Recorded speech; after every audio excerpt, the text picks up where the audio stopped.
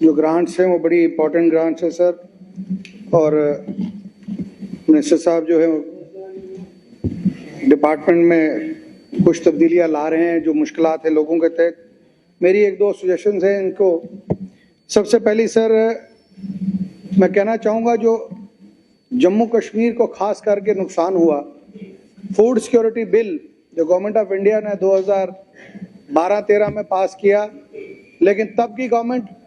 जिसकी क़यादत जनाब उमर अब्दुल्ला साहब कर रहे थे, 14 तक उसको बिल को यहाँ हमने नहीं लाया,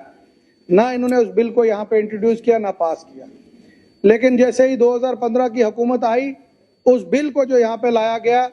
उस बिल को जम्मू कश्मीर में इंट्रोड्यूस किया और बीजेपी और पीडीपी की मेहरबानी से जम्मू कश्मीर के तमाम लोगों का एपीएल का राशन बंद हो गया। मैं ऑनरेबल मिनिस्टर साहब से गुजारिश करूंगा कि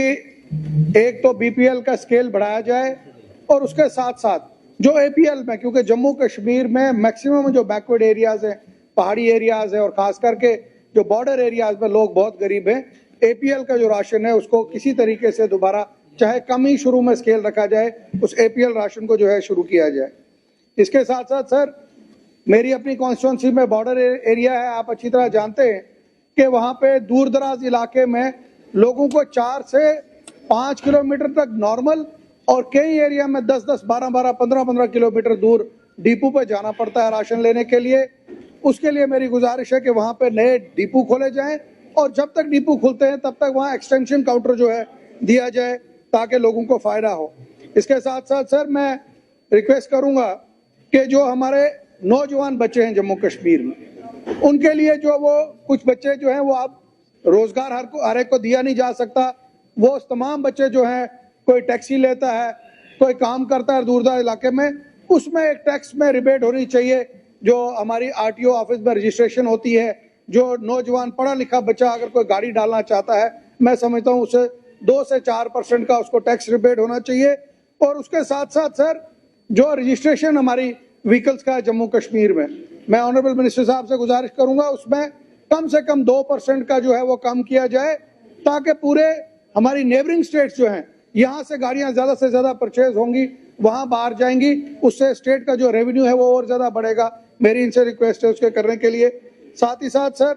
जो सबसे बड़ा एक मुद्दा है, जो हमारी एसआरटीसी की बसें हैं और जो ई बसेस नहीं आ रही हैं,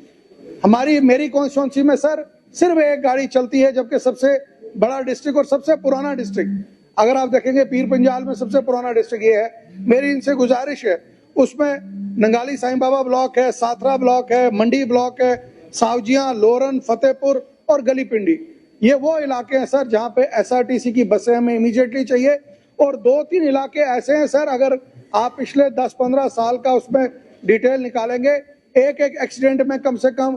30-30 लोग जो है मारे गए हैं। मैं वहाँ, क्योंकि गाड़ियां हैं नहीं, वहाँ अगर ये ट्रांसपोर्ट होगी, और मैं 100% कहता हूँ कि वो ट्रांसपोर्ट जो है गाड़ियां हैं वो फायदे में चलेंगी। मैं सर ज्यादा कुछ नहीं कहूँगा क्योंकि टाइम की कमी है। जो मैंने ये सजेशन दी है, मुझे उम्मीद है कि ऑनरेबल मिनिस्टर साहब अपने उस पर रखेंगे कंसिडरेशन।